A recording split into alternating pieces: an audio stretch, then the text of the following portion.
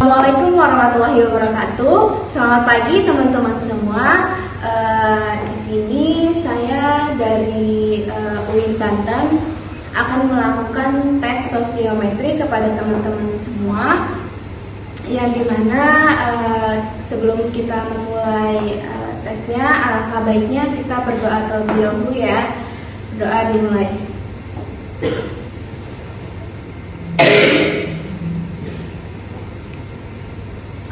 Selesai.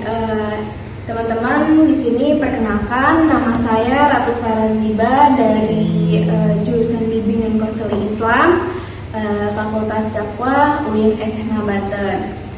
Nah, di sini saya ingin melakukan tes sosiometri kepada teman-teman sekalian, yang dimana teman-teman di sini ada yang tahu nggak tes sosiometri itu seperti apa? Nah, kalau jika belum ada yang tahu, tes sosiometri merupakan suatu tes untuk mengukur. Sosiometri merupakan sebuah cara mengukur derajat hubungan antara orang atau manusia yang digunakan untuk penilaian perilaku dalam kelompok atau grup. Artinya untuk menilai suatu interaksi sosial di dalam kelas teman-teman itu berjalan baik atau tidak. Nah, untuk itu saya meminta teman-teman untuk mengisi tes penilaian sosiometri ini. Nah, tadi kan tujuannya untuk mengukur interaksi teman-teman ya, sehingga kami di sini berharap kesediaan teman-teman sekalian itu untuk mengerjakannya secara optimal agar kami dapat membantu teman-teman sebaik-baiknya untuk mengolah data tes sosiometri dari teman-teman semua ini. Jadi pada tes sosiometri ini, instrumen atau alat ukur yang dipakai itu berupa daftar pertanyaan dalam bentuk kuesioner atau angket yang akan digunakan untuk mengetahui pemilihan orang, termasuk alasan-alasan dalam pemilihannya. Nah, di sini kita menjunjung tinggi yang namanya asas kerahasiaan, di mana saya merahasiakan segala bentuk data dari teman-teman sekalian yang akan nanti berupa simbol-simbol yang tidak akan tersebar di manapun. Saudara tidak perlu merasa khawatir ya, karena untuk pemeriksaan tes ini tidak diperlukan persiapan apa-apa, karena pada dasarnya akan dapat mengerjakannya dengan baik. Yang penting dengarkan instruksi yang saya berikan kepada teman-teman sekalian. Dan di sini saya akan membagikan sebuah kertas yang nanti akan teman-teman isi atau kerjakan. Nanti akan ada instruksi dari saya. Nah, di sini saya akan membagikan kertas di mana teman-teman mengerjakan di kertas ini apa saja yang diperintahkan untuk dikerjakan, dan jangan mengerjakan apa yang tidak saya suruh kerjakan, seperti itu ya. Dan jika ada yang belum memahami petunjuknya, boleh silakan ada yang ingin bertanya terlebih dahulu. Jika tidak, maka saya akan membagikan kertas tes ini kepada teman-teman sekalian ya. Iya, Bu.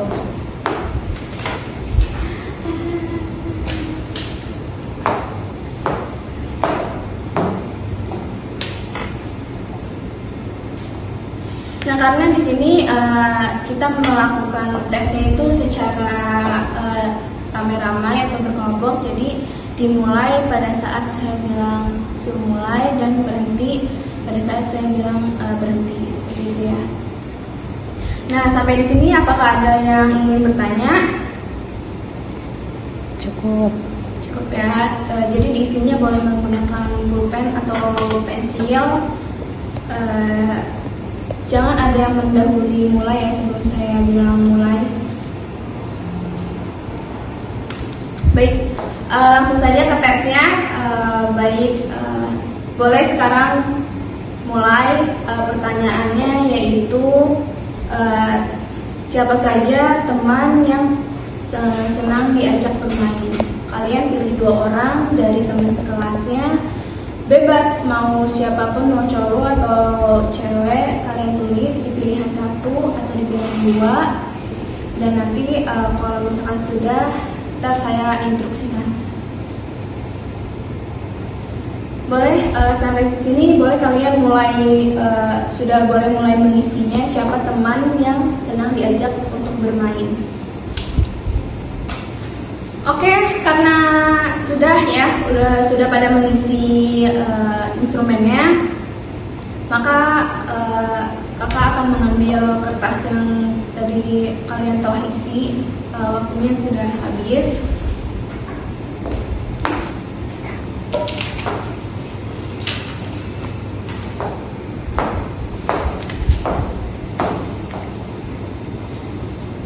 Nah, nanti kakak akan memberitahukan hasil dari data yang telah teman-teman isikan minggu depan.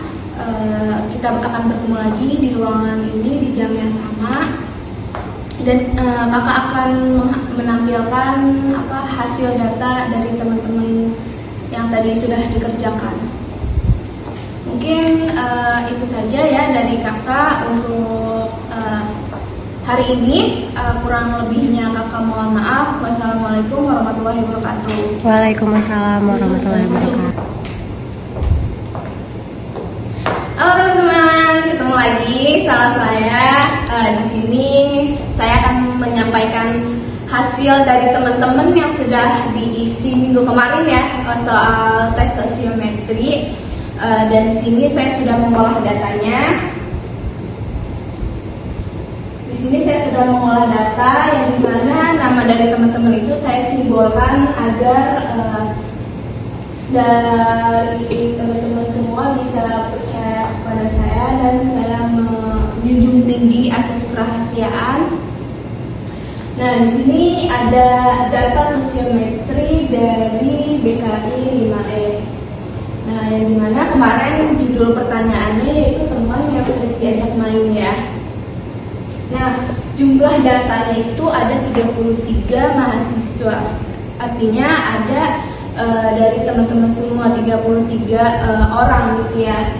Dan jumlah pilihannya ada 2. Yang dimana kemarin sudah diterangkan bahwasannya teman yang dipilih itu di pilihan 1 dan teman yang dipilih 2 itu ada di pilihan 2. Dan simbol ini merupakan nama dari teman-teman semua.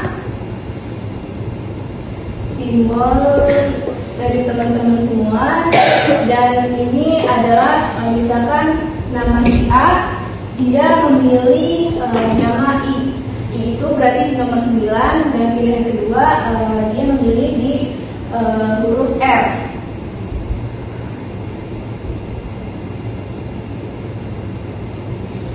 Di huruf R di nomor 18.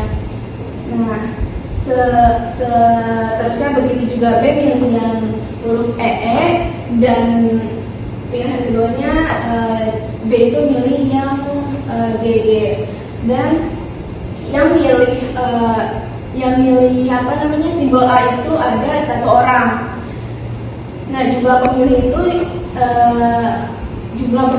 itu jadi yang milih simbol A ini itu ada 1 orang, dan yang milih simbol B itu ada 2 orang, dan yang milih simbol C itu tidak ada yang milih. Seterusnya seperti itu. Jadi yang D yang milih 3 orang, yang E yang milih 3 orang gitu sampai seterusnya. Nah, ini saya tabelkan kenapa, supaya teman-teman bisa dapat memahami ya.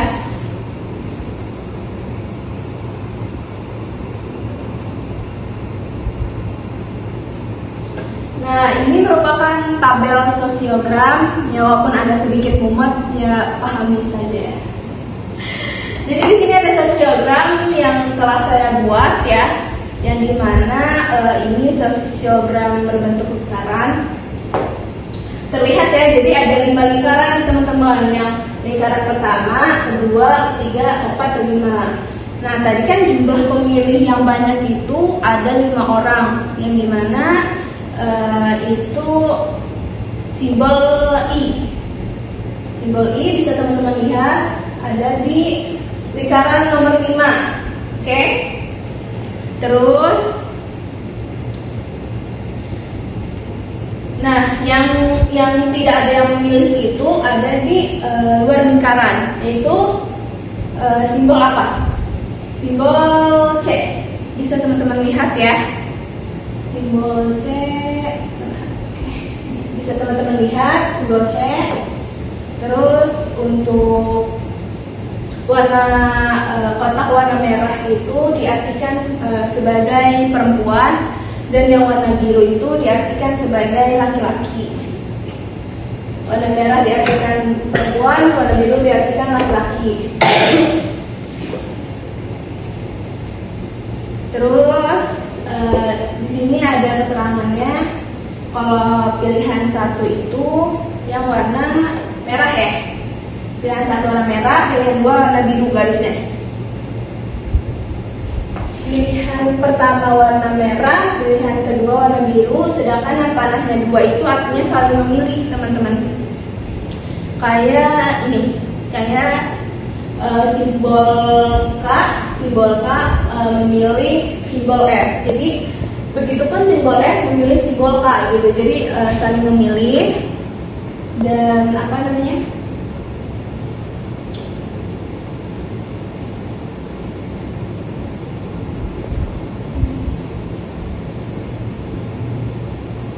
Nah, jadi misalkan si L nih. Si L kan ada di lingkaran keempat, yang artinya dia dipilih 4 orang ya. Yang memilih siapa sih gitu kan? Yang memilih ada simbol P, ada simbol W. Simbol W mana simbol W itu? Ada juga simbol DD dan simbol M, artinya saling memilih juga. L memilih M dan M memilih L. Jadi seperti itu ya. Dan bisa teman-teman lihat bahwasanya yang paling banyak dipilih itu 5 orang, yaitu simbol I. Simbol I itu 5 orang. Teman-teman lihat ya, simbol I 5 orang. Simbol I 5 orang. Nah, jadi setelah saya mengolah data ini, dapat disimpulkan bahwasannya tabel data sosiometri itu teman yang paling banyak diajak bermain di kelas BKI 5E, yaitu I, yang dimana jumlah pemilihnya itu ada 5, dan teman yang sedikit diajak bermain itu ada C, yaitu tidak ada yang memilih sama sekali. Nah, nanti setelah saya simpulkan ini, akan ada program untuk teman-teman sekalian, yang dimana saya akan memanggil teman-teman, tetapi tidak di dalam kelas. Saya akan memanggil dari teman-teman yang tadi sudah ada yang disimpulkan tadi, yang C dan yang I. Dan dari teman-teman semua juga ntar mendapatkan program, tetapi tidak saya umumkan di sini. Nanti saya akan membuat programnya lagi, dan nanti sudah didiskusikan oleh teman-teman sekalian. Nah, bisa teman-teman lihat ada tabel di samping.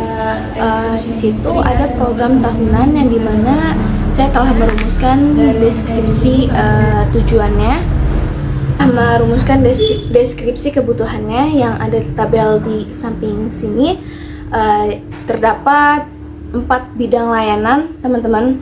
Yang pertama ada bidang pribadi, bidang sosial, bidang belajar, dan bidang karir, yang dimana terdapat 3 kolom di samping itu.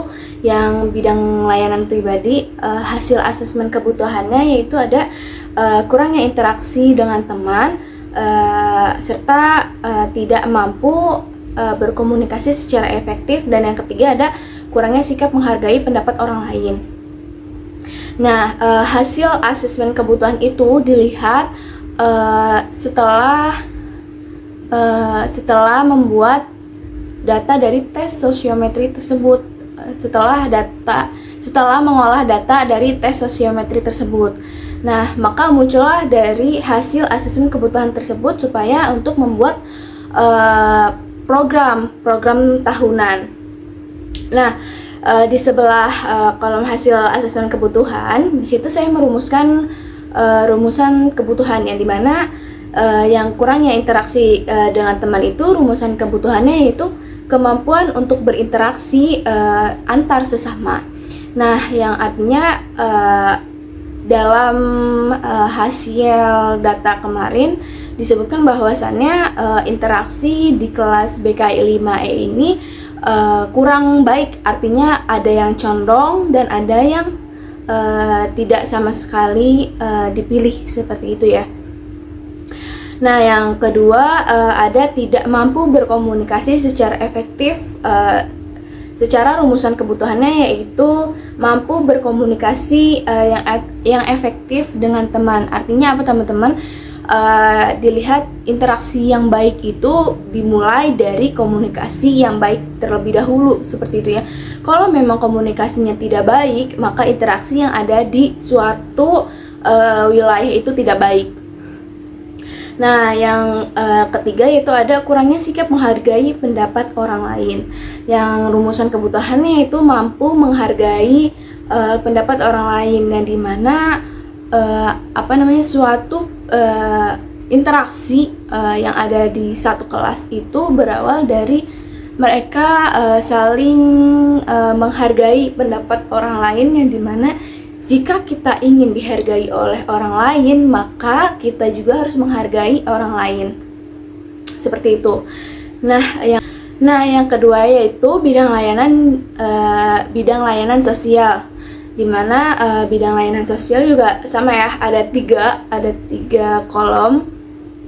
Nah, yang pertama, kolom pertama hasil asesmen kebutuhan itu ada tidak mampu bergaul dengan teman sebayanya, dan rumusan kebutuhannya yaitu ada mampu memahami cara beradaptasi dan bergaul dengan sekitarnya. Artinya apa teman-teman? Karena hasil data olahan tes sosiometri kemarin interaksinya kurang baik, jadi ada beberapa individu yang masih kurang kurang mampu untuk bisa bergaul dengan orang lain, dan oleh karena itu saya merumuskan hasil asesmen kebutuhannya seperti itu. Nah, yang kedua yaitu ada tidak terjalinnya hubungan sosial yang baik. Rumusan kebutuhannya itu kemampuan untuk bisa menjalin hubungan sosial. Artinya di kelas BKI 5E itu hubungan sosial antar teman itu kurang baik, dilihat dari condongnya pilihan yang sudah ditentukan kemarin. Ada yang jumlah pemilih 5, ada yang jumlah pemilih 4, ada jumlah pemilih 2, dan ada jumlah pemilih 1. Jadi hubungan sosial di kelas BKI 5E ini kurang baik ya, bisa dibilang seperti itu. Itu ada tidak adanya sikap atau perilaku sosial yang baik, atau rumusan kebutuhannya yaitu memahami sikap perilaku sosial yang baik serta memiliki sikap tanggung jawab. Yang artinya jika kita ingin berinteraksi dengan orang lain atau bergaul dengan orang lain, nah kita harus memiliki sikap yang baik dulu agar kita bisa memiliki teman yang senang diajak bermain. Nah, sikap atau perilaku yang baik itu mencerminkan pribadi dari kita masing-masing. Kalau misalkan kita tidak ada yang memilih atau tidak ada yang menemani gitu ya, tidak memiliki teman, berarti kita mengoreksi diri kita sendiri bahwasannya sikap atau perilaku kita terhadap teman atau terhadap individu di sekitar itu sudah baik atau belum gitu kan. Jadi seperti itu. Dan yang ketiga, bidang layanan ketiga itu bidang layanan belajar. Bisa teman-teman lihat juga di sebelah sini ya, sudah ada tabel seperti itu. Nah, bidang layanan belajar ini juga sama, ada tiga ya. Yang pertama, hasil asesmen kebutuhannya yaitu ada tidak terbentuknya etika dasar dalam pertemanan. Dan rumusan kebutuhannya itu ada kemampuan untuk memahami etika dasar dalam menjalin perhubungan. Nah, yang tadi sudah dibilang, sikap atau perilaku itu menentukan pribadi kita sendiri. Jadi bahwasannya dalam menjalin hubungan pertemanan juga kita diperlukan memiliki etika dasar, teman-teman, supaya apa? Supaya teman kita itu senang gitu kalau bermain dengan kita, seperti itu. Nah, yang kedua, ada tidak memiliki rasa empati terhadap orang lain, dan rumusan kebutuhannya ada memiliki empati tinggi terhadap kondisi orang lain. Nah, artinya apa? Kalau misalkan ada seorang individu atau teman kita di kelas gitu ya, yang misalkan terlihat tidak memiliki teman gitu ya, tidak memiliki teman. Nah, dalam artian kita sebagai individu yang memiliki empati seperti itu, kita mengajak ngobrol teman tersebut. Jadi gitu ya, tidak memiliki rasa empati terhadap orang lain tuh, kita sebagai individu yang memiliki empati ketika melihat teman di kelas gitu ya suka menyendiri, kayak tidak ada yang mengajak ngobrol gitu ya, kita secara empati gitu ya melihat kondisi orang lain seperti itu tuh, kayak ditanya kenapa gitu kan, terus mengajak ngobrol teman tersebut supaya tidak sendirian terus gitu di kelas. Yang ketiga yaitu ada hasil asesmen kebutuhan bidang layanan belajar ini ada bingung dengan ragam dari interaksi sosial. Nah, rumusan kebutuhannya yaitu ada memahami keragaman dari interaksi sosial. Nah, jadi macam-macam interaksi sosial itu banyak ya, kayak misalkan interaksi dengan teman, dengan bahasa kita gitu ya, dan bahasa gaul istilahnya, dengan bahasa gaul sehari-hari kita gitu. Nah, begitupun interaksi dengan orang yang lebih dewasa gitu ya, kita memiliki sedikit sopan santun gitu ya. Sebenarnya kita ke teman juga harus memiliki sikap sopan santun itu supaya teman kita nyaman untuk bermain dengan kita. Nah, tapi dengan kita interaksi dengan orang yang lebih dewasa itu, kata-kata yang kita pilih itu harus lebih berkenan gitu, supaya ada pembeda di antara interaksi dengan teman dan dengan orang dewasa gitu. Dan yang terakhir ada bidang layanan karir, yang dimana hasil asesmennya yaitu ada kurangnya pemahaman mengenai cara membangun relasi,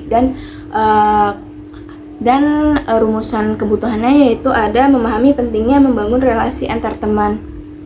Yang artinya apa, teman-teman? Dari interaksi kita kepada teman sekelas itu salah satu titik ya untuk kita membangun relasi pertemanan ke depannya. Nah, kita tidak tahu ya bahwasannya teman yang sering kita ajak ngobrol di kemudian hari bisa membantu kita gitu, bisa membantu kita dan bisa mempermudah jalan karir kita gitu. Misalkan ada yang teman yang kita tidak suka ajak ngobrol kemudian hari, itu dia bisa menjadi istilahnya direktur gitu. Nah, dari awalnya kita interaksi nih di kelas gitu ya, kita bisa itu teman saya itu misalkan gitu kan dia. Nah, tadi kita sudah menjabarkan ya, menjabarkan satu-satu terkait hasil asesmen kebutuhan dari data olah data tes sosiometri. Nah, kita berlanjut ke program yang telah saya buat bersama dengan wali kelas ya. yang dimana teman-teman bisa melihat di samping juga ya, di situ tertulis ada action plan, yang dimana action plan ini merupakan rencana detail yang menguraikan tindakan-tindakan yang diperlukan untuk mencapai tujuan yang didapat dari hasil asesmen terhadap kondisi peserta didik atau klien serta standar kompetensi kemandirian siswa gitu ya. Nah, dari hasil asesmen kebutuhan yang telah saya jabarkan sebelumnya, di sini saya juga ada beberapa kolom yang bisa teman-teman baca. Di situ ada bidang layanan, tujuan layanan, komponen layanan, strategi layanan, sasaran, materi, metode, media, dan evaluasi. Nah, tadi bidang layanan sudah saya sebutkan ada 4, yaitu bidang pribadi, sosial, belajar, dan karir. Nah, pada bidang layanan pribadi ini ada tujuan layanan yang dimana yang pertama itu peserta didik memiliki kemampuan untuk berinteraksi sesama teman sekelasnya atau masyarakat sekitar,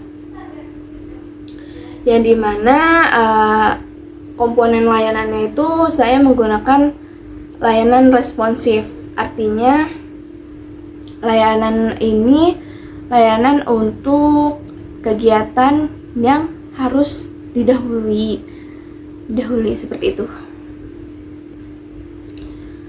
Nah, mengapa saya memilih layanan responsif? Karena layanan tersebut ya merupakan hasil bantuan untuk masalah peserta didik atau konseli, yang dimana masalah tersebut memerlukan bantuan yang harus segera diselesaikan, seperti itu, yang harus segera ditangani gitu ya. Dan saya memilih strategi layanannya yaitu konsultasi, dan sasarannya yaitu C dan T, yang dimana tidak ada jumlah pemilihnya karena mereka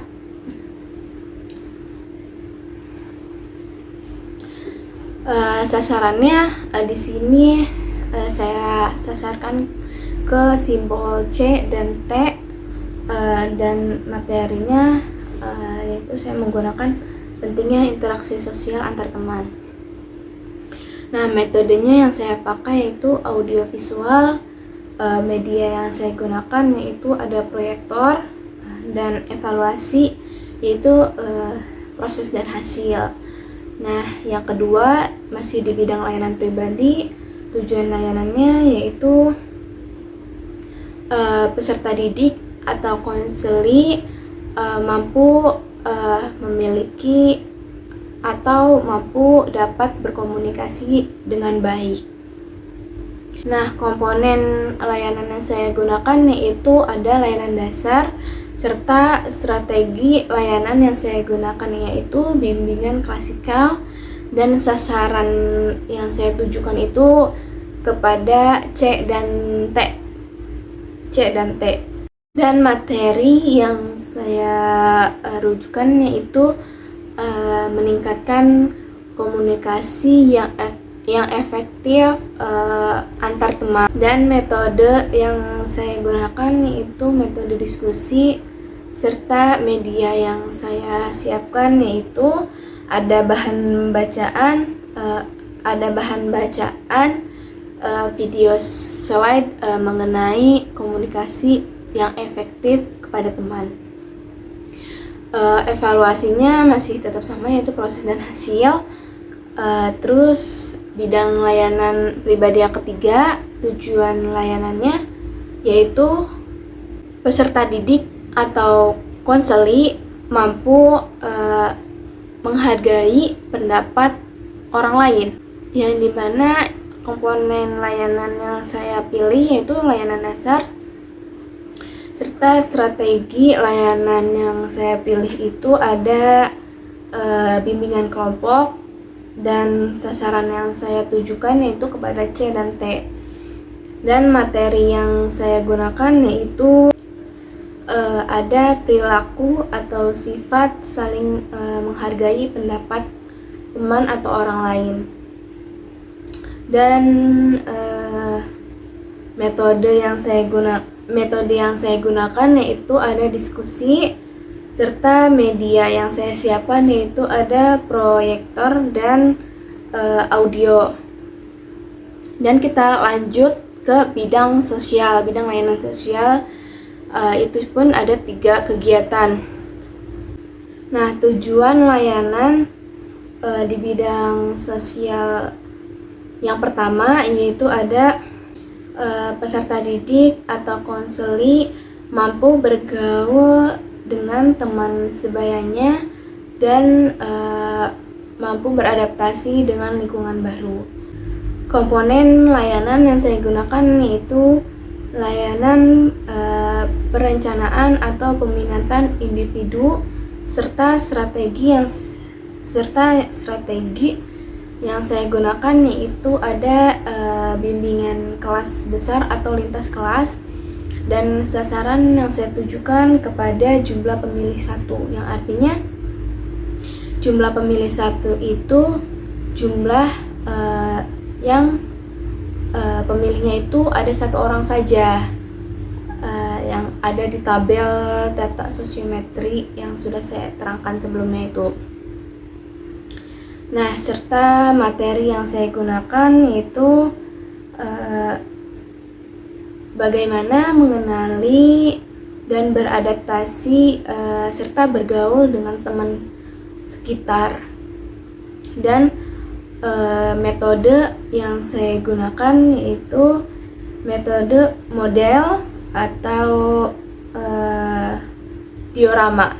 Dan media yang saya siapkan yaitu ada serba aneka dan media 3 dimensi.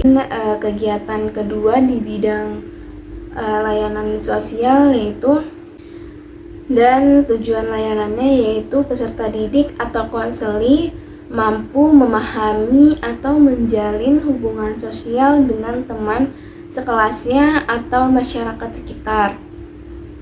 Nah, strategi layanan yang saya gunakan yaitu menggunakan layanan dasar. Komponen layanan yang saya gunakan pada kegiatan yang kedua di bidang layanan sosial ini, saya menggunakan layanan dasar yang dimana strategi layanannya yaitu berupa bimbingan kelompok dan ditujukan sasarannya itu kepada jumlah pemilih 2 dan serta materi yang saya akan gunakan yaitu bagaimana cara menjalin hubungan sosial dengan baik. Terus metode yang saya gunakan yaitu menggunakan metode presentasi, dan media yang saya siapkan yaitu proyeksi dan audio.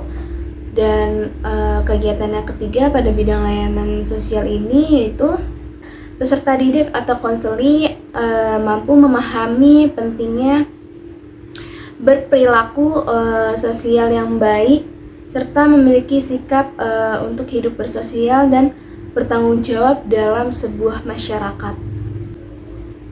Komponen layanannya saya memilih layanan dasar serta strategi layanannya yaitu bimbingan kelompok, dan sasaran yang ditujukan yaitu jumlah pemilih 2. Materi yang akan saya buat yaitu mengenai pentingnya menerapkan perilaku sopan santun antar sesama teman ataupun masyarakat sekitar. Nah, metodenya saya menggunakan sosiodrama, dan medianya saya menggunakan proyeksi bergerak. Nah, lanjut ke bidang layanan belajar. Di sini juga saya membuat 3 kegiatan, yang dimana kegiatan yang pertama yaitu tujuan layanannya untuk peserta didik atau konseli mampu mengetahui dan belajar pentingnya etika dalam menjalin persahabatan atau pertemanan. komponen yang akan saya terapkan yaitu ada layanan dasar dan strategi layanan yang akan saya lakukan yaitu dengan bimbingan klasikal, dan sasaran yang akan saya terapkan pada jumlah pemilih 1 dan 2, dan materi yang akan saya gunakan yaitu adalah etika dalam menjalin hubungan sesama teman. Nah, metodenya yaitu menggunakan diskusi dan medianya menggunakan audio visual. Kegiatan yang kedua pada bidang layanan belajar ini yaitu tujuannya agar peserta didik dan konseli mampu memahami dan belajar berempati dengan kondisi orang lain.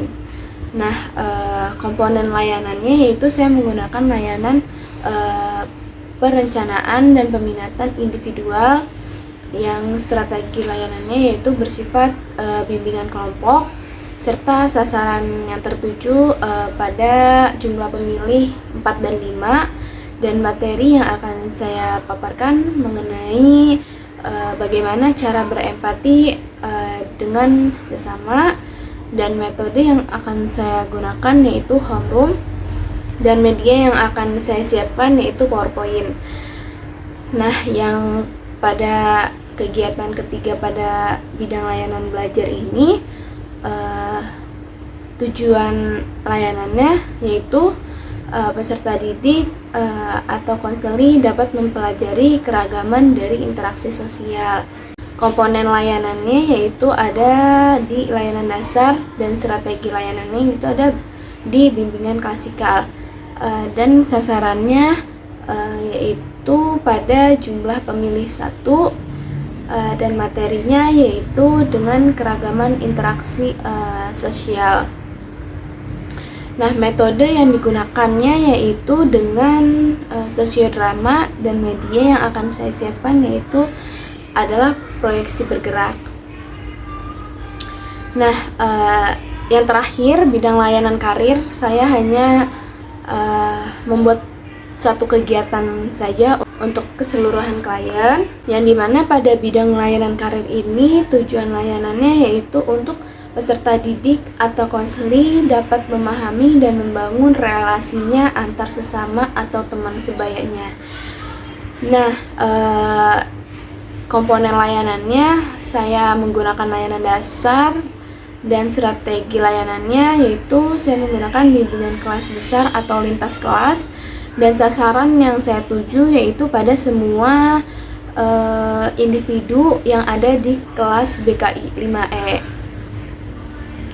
Dan materi yang akan saya gunakan yaitu bagaimana sih membangun relasi antar sesama atau antar teman sebaya. Nah, metode yang saya gunakan yaitu diskusi, dan media yang akan saya siapkan yaitu proyeksi bergerak. Mungkin itu saja program yang akan saya lakukan bersama dengan guru pembimbing maupun wali kelas, yang akan nanti saya diskusikan kapan akan diterapkan.